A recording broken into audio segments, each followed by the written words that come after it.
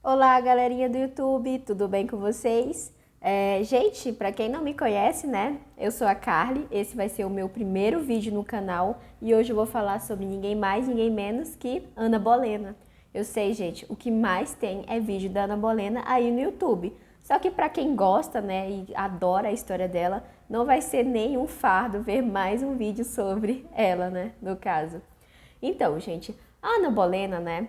Eu vou falar um pouco sobre a vida e a morte dela. A data que ela nasceu, a data exata, a gente não sabe muito bem, né? Os historiadores, arqueólogos não conseguiram encontrar nenhuma data exata de quando ela nasceu. Então a gente, né? Eles ali acharam uma data entre 1501 e 1512 para explicar melhor, né? Ali a sua história e as fases que ela teve ali da sua vida, até mesmo a fase da sua morte, né? Então eles sempre usam essas datas, que é 1501 a 1512, tá? Então, gente, a Ana Bolena, ela sempre foi uma pessoa de uma família boa, família rica, né? Entre aspas, né? Ela veio de uma família de classe burguesa, né? O pai dela era diplomata do rei, né? O rei Henrique já era um rei, já era um homem adulto, né? Tinha alguns anos aí a mais que a Ana Bolena. Além dele ser diplomata do rei, ele veio de uma família de comerciantes, né, que fizeram um nome ali na burguesia. E a esposa dele, a Elizabeth Howard, a mãe da Ana Bolena, era filha do Duque de Norfolk. Então ela já tinha um pezinho na nobreza, né? Então assim, o pai da Ana Bolena casou com uma mulher superior a ele quando se trata de riqueza, né? Ou de títulos. Enfim, a Ana Bolena ela teve dois irmãos, que foi o Jorge Bolena e a Maria Bolena, né? E os três aparentemente se davam muito bem, né? Principalmente com a irmã dela e o irmão também. E a Ana Bolena, né? Aos 13 anos, o pai dela, vendo que ela era uma mulher muito dedicada aos estudos, bastante inteligente, bastante comunicativa, uma mulher assim que todo mundo a elogiava, né? Era bem diferente das meninas, ou até mesmo dos seus irmãos. Então ele acabou mandando ela bem novinha para a corte da Margarete da Áustria, né? Dos Países Baixos, para ali ser dama de companhia dela, tá? Ali no país, nos Países Baixos, a Ana Bolena pôde aprender diversos assuntos, né, sobre literatura, dança, aprendeu a trabalhar com excelência, porque a Margarete era muito exigente com as damas de companhia, com as funcionárias dela. Ela aprendeu a falar um pouco de francês, inclusive tem bastante cartas que ela mandava para o pai dela em francês, ela falando que estava melhorando. A gente acha as cartinhas na internet, gente, é muito bonitinho. E a Margaret, ela viu na Elizabeth, a filha dela, ela viu na Ana Bolena uma menina muito diferente das outras, né? Ela acabou gostando bastante, né, da Ana Bolena. E a Ana Bolena também tinha uma grande admiração pela Margaret, né? A gente tem que sempre levantar essa questão. Tanto que a Margaret, né, que era ali a rainha da Áustria, uma rainha viúva no caso, né, que tinha até uma certa liberdade, ela enviou uma carta para o Sir Thomas Bolena, né, o pai da Ana Bolena, dizendo o seguinte: eu acho tão brilhante e agradável para a sua tenridade que estou mais agradecida a você por tê-la mandado para mim do que você a mim. Deu uma desprezada ali no pai da Ana Bolena? Deu, mas ele deve ter ficado muito feliz, né? Porque ela estava falando da filha dele. E, gente, a Ana Bolena ficou um tempo aí com essa mulher, né? Inclusive, ela admirou muito e muito das coisas que a Ana Bolena usou ali durante o seu reinado, principalmente a excelência entre as suas damas de companhia ou funcionários, veio dessa mulher, tá? Foram heranças dessa mulher porque ela admirava bastante. Ambas tinham uma admiração muito forte entre uma pela outra. Enfim, Ana Bolena passou um certo tempo ali na corte da Margaret da Áustria, um total de 15 meses, e aí ela foi, né, partiu para a França, né, que ela foi ser dama de companhia da rainha Cláudia, esposa do Francisco I da França.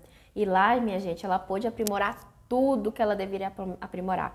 Porque assim, a França era o berço das artes, do teatro, da cultura, era assim, músicas, literatura, assim, tudo que era das artes, era cultural, estava ali na França. E assim, não tinha melhor lugar para a pessoa, né, ainda mais uma adolescente, uma pré-adolescente passar, assim, para a fase adulta do que a França não. Era assim, um ambiente muito rico de informação. E lá ela aprendeu realmente a falar francês, a realmente se vestir bem, a jogar cravo, que era um jogo bastante comum na época, na corte. E ela aprendeu a ter opinião própria, enfim, ela se moldou como mulher. Ela ficou fora, né, fora da Inglaterra por 9 anos. E quando ela voltou, minha gente, ela voltou totalmente modificada. Era uma nova mulher, já era uma mulher. Como a gente não sabe mais ou menos quando que ela nasceu, fica meio confuso saber se ela voltou entre os 15 ou os 22 anos. A gente não sabe muito bem. Enfim, depois de 9 anos, ela voltou, né, para a corte inglesa e lá ela chamou a atenção de todos, né? O Henrique ela não chamou a atenção do Henrique instantaneamente porque ele estava preso na irmã dela, né, a Maria. Ele fez a irmã da Ana Bolena amante dele, né? E essa relação deles durou 1 ano, mais ou menos, se eu não me engano. E, né, o rei Henrique, ele teve várias e várias amantes. Era sempre uns casinhos muito curtos. E ali, quando ela chegou, ele gostou da Maria, né? Ficou com ela por um tempo. Inclusive, a Maria foi também amante do Francisco I da França, né? Ele falava que gostava de cavalgar na égua inglesa dele, que era a Maria. Era uma coisa bem, assim, chocante, mas acontecia muito na época. Sempre tinha a amante oficial. E a Maria era a amante oficial do rei. Então, ela teve até algumas regalias ali, que até os próprios parentes homens que organizavam isso, né? Para ter essas amantes oficiais. A Maria passou um tempo, né, sendo amante do rei Henrique, até que ele se cansou dela, né, e partiu para Ana Bolena, para a irmã mais nova. E lá a Ana Bolena, né, recusou as investidas do rei, né, ela recusou bastante, recusou presentes, recusou encontros com ele, porque ela não queria passar por aquilo. Porque assim, ela viu que ele já tinha tido várias amantes, ele nunca tinha segurado com nenhuma, né. Só que ela esqueceu, né, de olhar, esqueceu não, né, ela era esperta, ela já deveria ter observado isso. O rei Henrique, ele andava meio estafado com a vida conjugal dele, porque ele estava com a Catarina de Aragão, né, que era então esposa dele, que era filha dos reis lá da Espanha, importantíssima essa mulher, e ele estava casado com ela há 13 anos e eles ainda não tinham nenhum filho homem. Tinha tido 5 filhos e um havia sobrevivido e era uma mulher. E para ele não serviria, para o reino da Inglaterra não. Então o rei Henrique, ele já estava saturado com essa situação, ele já estava na casa dos 40 anos e a mulher dele já estava com 44 anos. Então assim, mesmo que ele não fizesse, né, essas amantes esposa, eu acredito que ele já tinha na cabeça uma forma de anular esse casamento, né? Então assim, ela encontrou o Henrique num período muito assim, né, ruim, né, no caso. Então ela começou a investir, só que de uma outra forma, a ficar assim, mais de escanteio, a não aceitar, ser difícil. Ela usou esse jogo da sedução, da dificuldade para poder conquistar o rei Henrique da Inglaterra.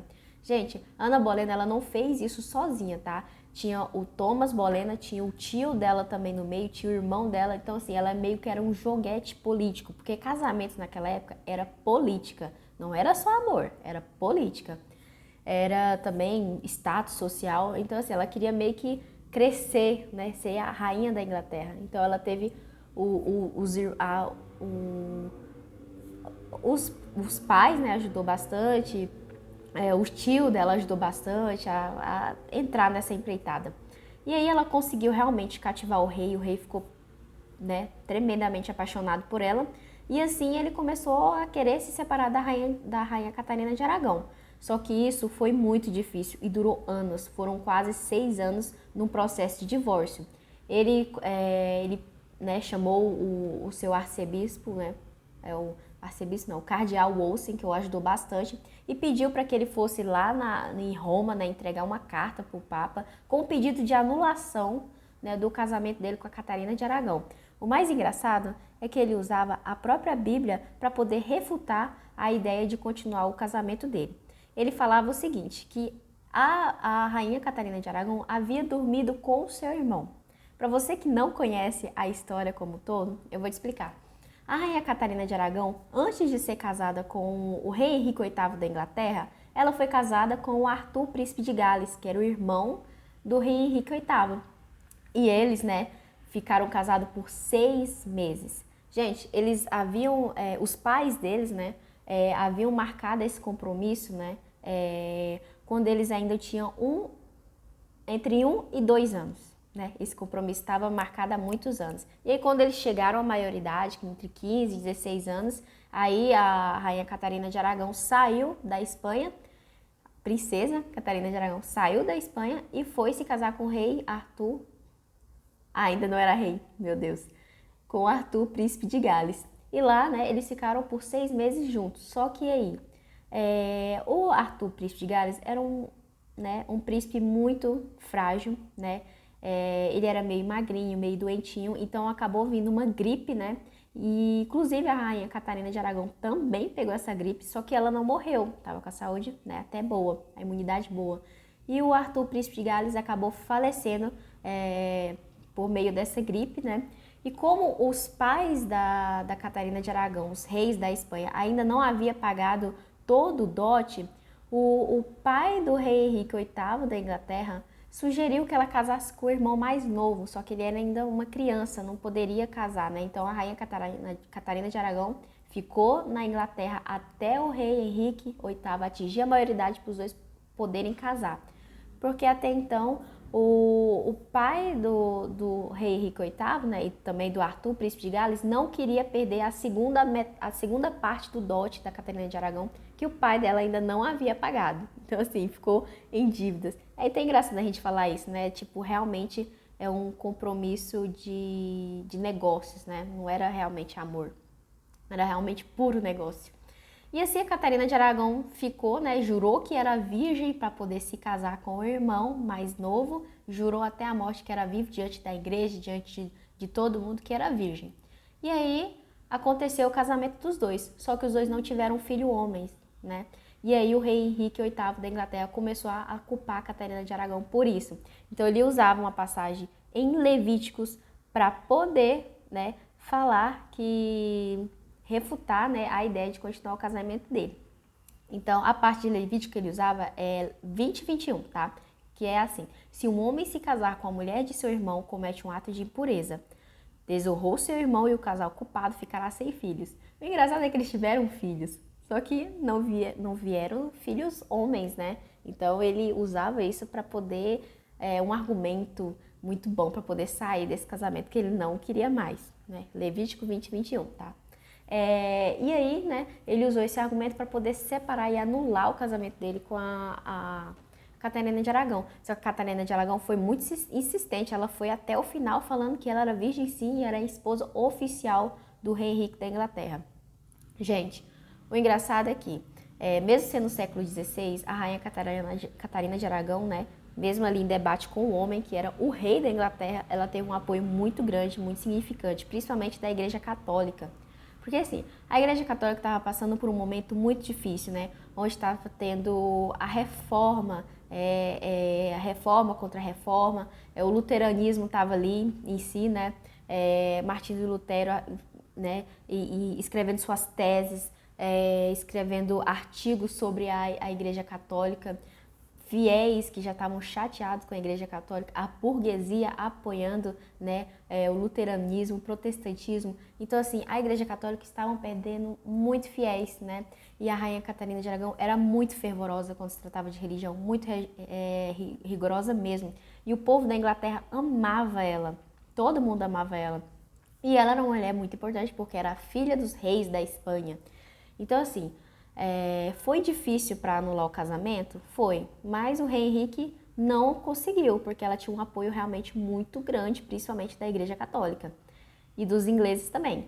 E aí ele fundou a sua própria igreja, que é a Igreja Anglicana. Gente, ele sim fundou sua própria igreja junto com o Thomas Cromwell, né, se não me engano, o arcebispo.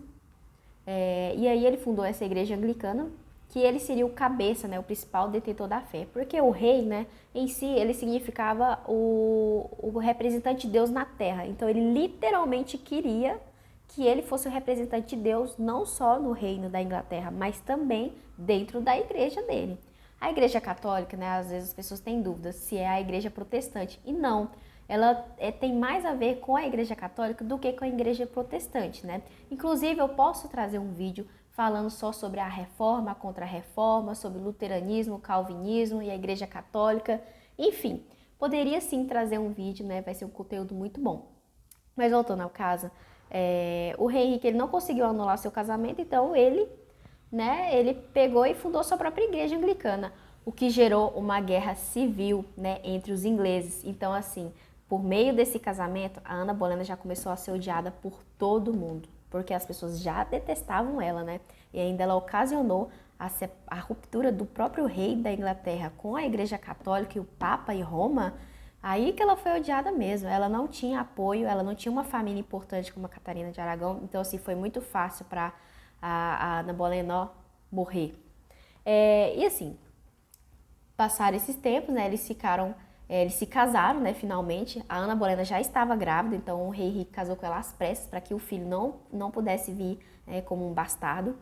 E aí gerou toda aquela expectativa em ter um filho homem. Ele queria um filho homem, um filho homem, um filho homem.